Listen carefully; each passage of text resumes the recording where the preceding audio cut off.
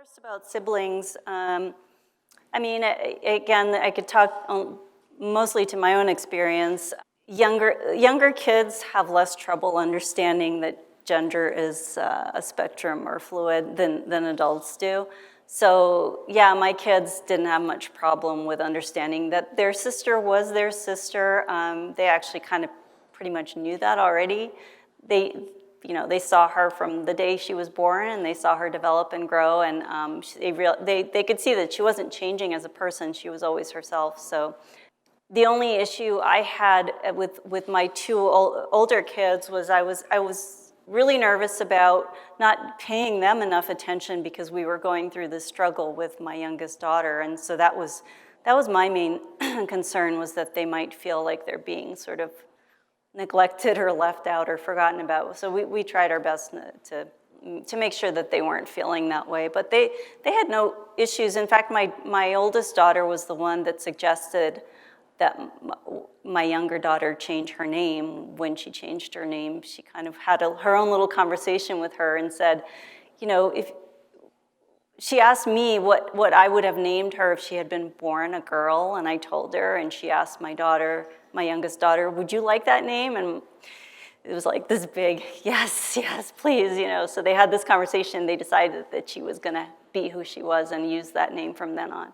So, and then other little kids in my daughter's preschool class and kindergarten class who watched this transition happen, they also kind of came over to her and said, well, we already knew you were a girl anyway, so I don't, why did you have that boy's name that made no sense?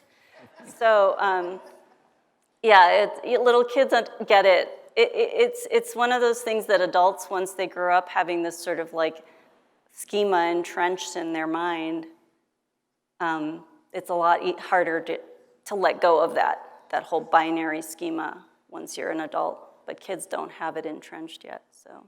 And then the other question was about, yeah, I mean, absolutely, all the fear-mongering and all the sort of campaigns are mostly focused on this fear of transgender women. Yeah, I haven't heard all that many people, in fact, I don't think I've heard any people ever say to me, like, I'm scared of a transgender man going into a men's bathroom. It's, guys don't, why would they be worried? They're not worried. And it's, unfortunately, this whole thing, and this is going to be brought up in the Supreme Court, unfortunately, it's this whole idea that there's something inherently bad about a penis. Something, not about a person and their intentions, but just that thing, that body part makes people scared. I don't honestly know. You could tell me why. I don't know why. But I mean, I have a trans daughter. This is not an issue for me, But